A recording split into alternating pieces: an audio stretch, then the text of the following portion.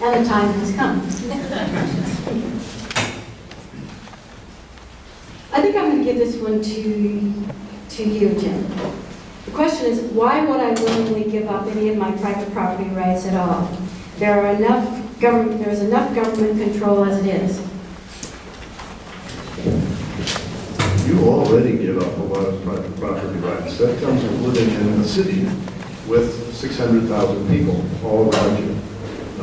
That's one of the realities. If you want to deal with having no restrictions on your property rights, I'm sure there are lovely places out in Fossil and that you can find. I'm not kidding. I mean, there are people who go out there for specifically that reason. But as long as we're here in the city and what you do affects the property values, affects the life, quality of life of your immediate neighbors, we have building codes, we have zoning codes, we have all kinds of, you can't play open up a rock bar in a building next to another house. There's all kinds of those restrictions. And we live with them because it's a way of keeping this a civilized place. Great, another question. I'll give this one to Stacy. To what extent is a historic district neighborhood able to modify the regulations? The other part of this is what is or is not exempt. We already covered the second part of that.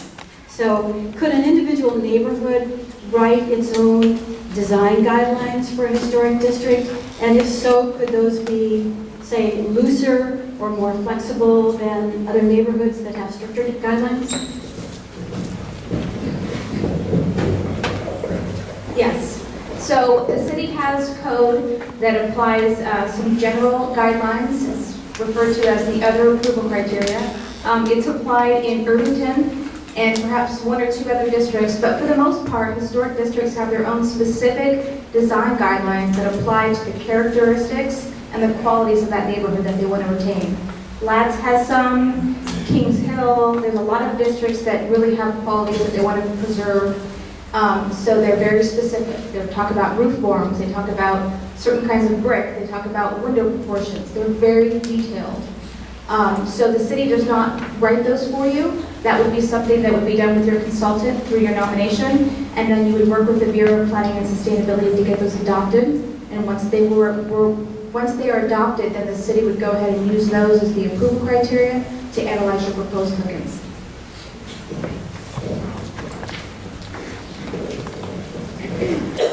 This question is also for Stacy.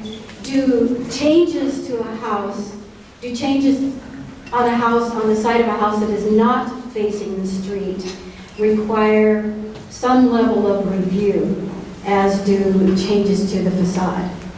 In other words, can you do stuff to the side or the back of the house? So the broad scope of exterior alterations applies to all four sides of the building. We put the most emphasis on the front because that's the one that has the greatest ability to impact the character of the resource, which is the district. We do review all the sides, but again, we put a little less weight on them. So we actually encourage alterations and additions to be on the back of the building. It's not required. In all districts. Some districts, like LADS, has very specific guidelines that talk about preserving that street-facing facade character. So all sides get a review. More emphasis is put on the front. And we do have some exemptions for alterations to non-contributing resources on the back of the house or the sides that don't face the street.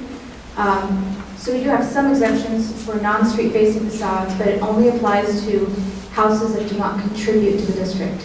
Ones built outside the historic period of the district, if you will.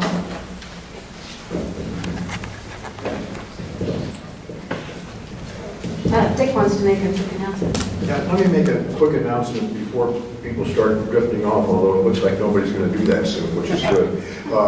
First of all, please be sure to sign the sign-in sheet if you haven't done so already. And the second thing is the literature that's been around on all of the tables is all free with one exception. If you have picked up this booklet, it's actually a booklet that costs $10, and so if you have one and haven't paid for it, we'd appreciate it if you could either return the booklet or give $10 to one of the board members before you go.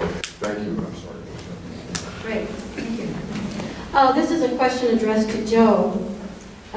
You were a prime mover in the effort to block the historic district in Buckman and were successful. As you live in Laurelhurst, what motivated you to oppose an historic district in another neighborhood? The reason I worked in the Buckman Neighborhood Association and opposed the Buckman Historic District is because as a contractor, I saw the hardship of a lot of people that wanted to do smaller projects. Cost, and I know Stacy had mentioned the fees, and there is a $250 fee to change a type 1 application, but with that application, you also pay an architect money, and so the fee that you pay the city is the smaller portion. So, say for instance, if you wanted to change a window, and I think you had mentioned that you're supposed to have a permit, or that things that were not permitted didn't necessarily have to go through a type 1 review. Okay, because I don't know if that's absolutely right, because I think if you change windows like for like in the same openings, I still think you need to go through a type 1 review, but typically you do not have to, if you don't change a header, you don't necessarily have to pull a permit on the window change. I will clarify that. So, really quick, items that do not require a building permit are exempt from review if they are not altering a character-defining feature, like a window. So, examples would be a fence, a retaining wall, sometimes a driveway, some other things that aren't character-defining features of the house. Thanks for the clarification. But to answer your question, I was not a major player at all in the Buckman movement. I joined the association once I heard they were going through the historical review process to try and get designation. And also I was thinking to myself, the Buckman neighborhood is such a eclectic neighborhood that it would be very difficult to go through and find conforming and non-conforming buildings. But mostly I did it because I just really opposed the restrictions that a historical district puts on a neighborhood. And personally, I think in Laurelhurst, I've lived here for 35 years. In the amount of years I've lived here, it's not like I see, terrible remodels and things that, there certainly are homes that maybe might not be up to snuff. However, I think all in all, I think that people that have $1 million homes or $700,000 homes, $500,000 homes, are not going to spend money doing something that's untasteful. Usually they have a little bit more credibility than that. So, but anyway, and what I did for the Buckman Historical District, because there was something in next door where they had said that I went door to door and canvassed, I didn't. What I did was I sent out notices to absentee owners, because I just wanted people to have an informed decision. And personally, if the neighborhood associate, or the neighborhood of Laurelhurst, and the majority of the people want to see a historical district, I'm all for it. I'm going to give this question to John. The reason is that I think it has to do with the private market and what you see happening there. The question is, even though not many demolitions in Laurelhurst have taken place, won't the residential infill project, the RIPSAP project that we heard about, increase the demolitions without a historic district status? Super interesting question, and before I field that one, I just want to say Joe is a super respected member of the community, and I want to make sure that we all take this as an opportunity to build community. I think with Irvington, people got a lot closer through that process, so I think Joe could be the guy who knows how to make if we do a historic district, how to make it work for everybody, because we can have those rules as loosey-goosey as we want, so they're mainly against teardowns.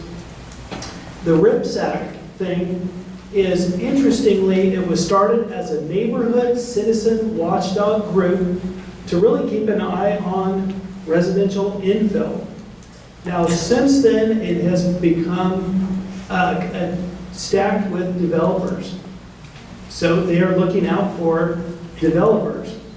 And 70% of all single-family houses are getting rezoned to be multifamily. That's what's happening. It's pretty scary. It's happening fast. The sign is not stacked with I'm going to give this question to Jim. Please provide an example of a typical property that passed a type 4 demolition review. And maybe Stacy can weigh in on this too. If memory serves me right, we've only had two in the last few years. One of them was involved a tear down, and that was the Dirty Duck Saloon in Skidmore Old Town, which stood as the only building on the block. It was contributing, but it's not primary contributing. The Skidmore Old Town district is primarily designed to save Victorian era buildings. This was dated to about 1910. And the reason it was to be torn down was to build the Blanchet House expansion. That's a service facility for the homeless. It provides food, shelter, and so forth for homeless in the Skidmore Old Town area. When that came up to City Council, the City Council decided that it was in the best interest of the city to have the Blanchet House expanded and that we could expand the 1910 bar.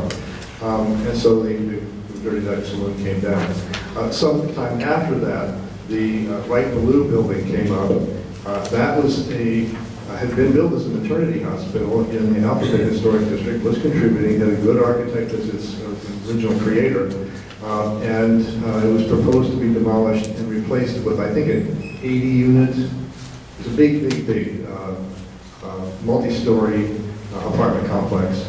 And the city council took a look at that and said, you know, this building had been rented up until fairly recently. And they said, you know, it's got an economic value. We've got plenty of RH zoning in the city to build more capacity. We just can't get over this hurdle of the comp plan's requirements for allowing a demolition. And so the city council denied that. That's the only ones that I know of that have gone through a type 4 review. Yes, Peter. Washington Park Reservoirs was successful. Okay, with that. I don't know too much about that. Do you want to? Okay, we. Non-residential. Okay. This is a question, I might give this one to Amy. What about turning a house in the district or the neighborhood into a rooming house, as in the 1930s to the 50s when they were so common?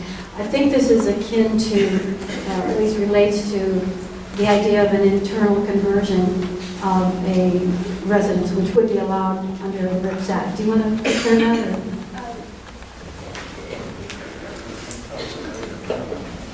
Okay, Jim says he has a comment on that too. So that sort of conversion would be allowed under that element 4, where they're saying that you could take your internal home, you could add an ADU, you could split it into a duplex, and have an ADU, so you could actually have 3 living units within a single family home. But again, that's something that... Sorry? Sorry. Yeah, so like I was saying, right now, the proposal would allow you to get up to 3 living units within a single home, a combination of a duplex and an internal ADU, and that is something that we wrote in, as basically the board, or not the board, the association was in opposition to.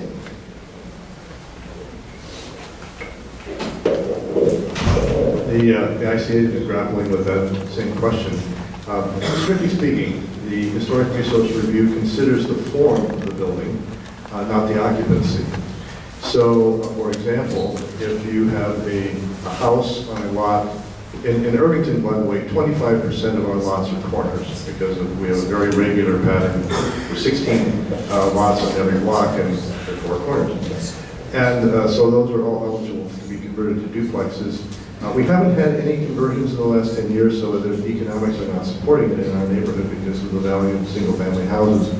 But the reality is that we do have some R1 zoning, which you don't have. That's a medium density of 5 units per 5,000 square foot lot. And we probably will get some conversions in those areas. But as long as the exterior of the house is controlled and they meet the parking requirements for that particular zone, we're okay. What we are concerned about is a willy-nilly allowance of duplexes and triplexes across our neighborhood, where at least we are potential for having the biggest problem we've got is parking, because we have a fair amount of existing multifamily housing, a lot of which dates to the teens and 20s, and there was never any parking for it.